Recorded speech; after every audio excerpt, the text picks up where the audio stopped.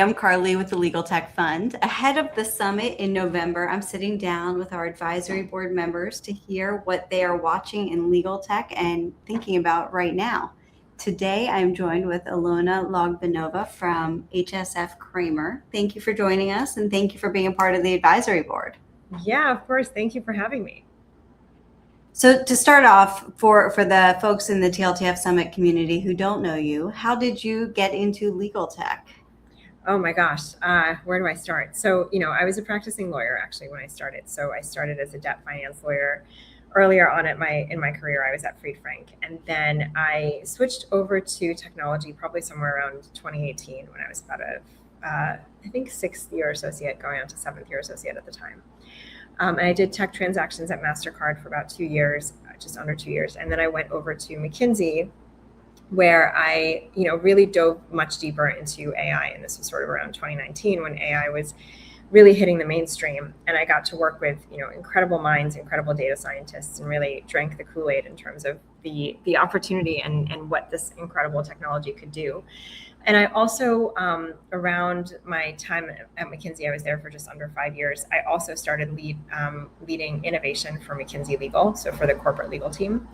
And that's really where I caught the innovation bug. And I just thought that, everything was about to change in legal. And I thought that the rate of change would be fastest in law firms because they have to change, right? They were serving their clients who had more time to get there.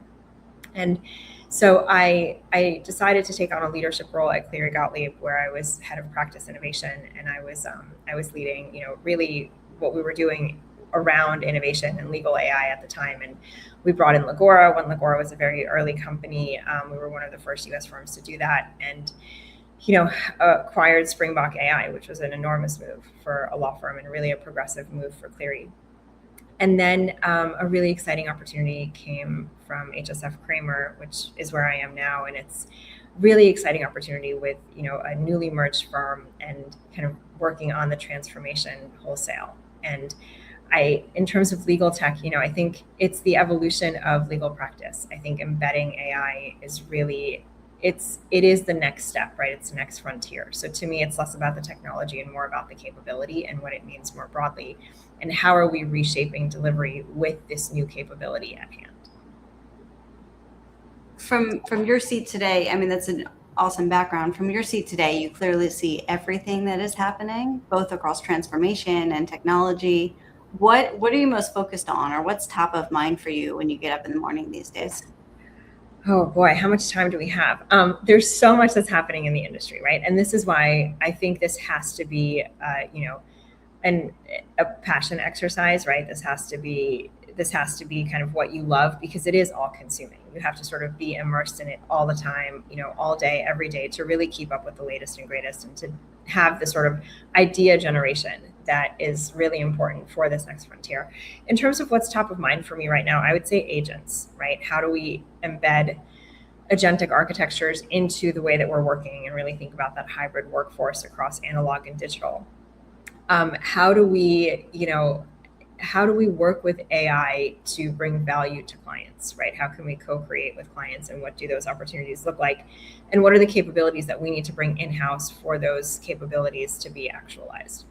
Those are just two themes, right? Of course, there's the daily implementation and adoption of legal AI and latest and greatest tools that are on the market, which is really exciting. So definitely a lot to do, very exciting time, but those are kind of my headliners. Since you're sitting in a firm, are you finding right now that more ideas are coming from your attorneys within the firm, or from clients bringing them to you?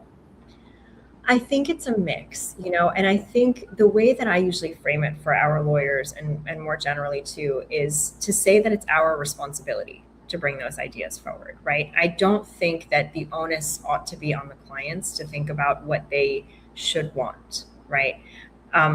We should think of it from a consumer standpoint, right? We should have a consumer mindset when it comes to delivering services to clients. And we haven't really thought about, legal services hasn't been delivered in that way, right? It hasn't been that sort of consumer, product mindset. But if we think about how consumers work, right, and how products work in the market, consumers don't tell companies what to design, right? We never told Apple that we wanted the iPhone. No one knew that we wanted the iPhone. But when we got the iPhone, it became part of our culture. It changed the way we live. It changed the way we worked. It changed how we interact, how we collaborate, right? Pretty much every part of our lives has changed because of this new product that came into it. And so I try to take that approach to it, to think about what is the next innovation that will be a shift in how our customers experience legal services, right? This is a really important point for me, this experiential aspect, because I don't think we've focused enough on it. I think it's been much more of a straight line of request, action, request, delivery. And now we have an opportunity to open up the aperture of what's possible and really rethink it. Even 6 months ago, there's so much more that you can do today that you couldn't do then. The change is incredible. What is your biggest, boldest prediction for what the industry will look like, or what will change in the next 10 or 15 years? That is such a long time horizon. I mean, wow, that is a really, I'm going to take it in a little bit because I think tech is just moving so fast, right?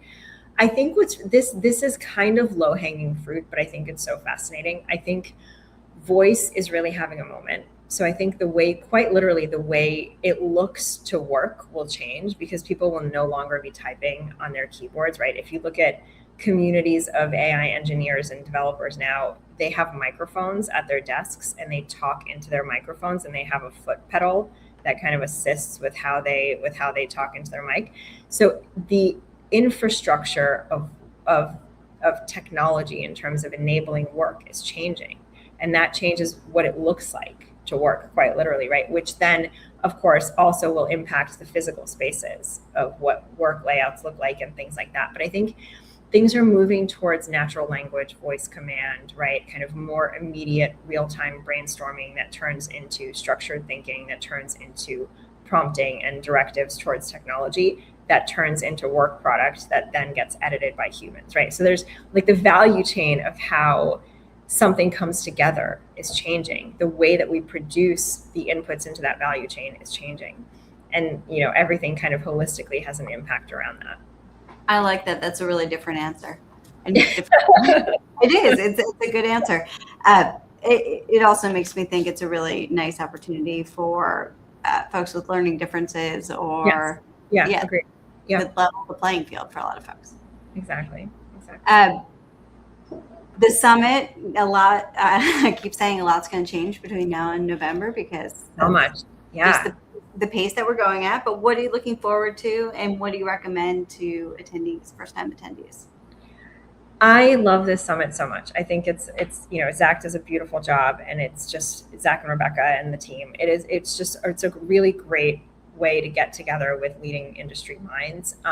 Something that Zach said several years ago really stands out to me. He said, be outside of the room.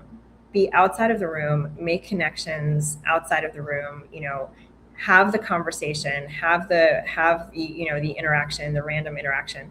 I think that's the most powerful part of the conference for me. The amount of conversations that I have, the run-ins, the kind of connectivity of these incredible minds in one place, that's the value add. And of course, the sessions are, fantastic.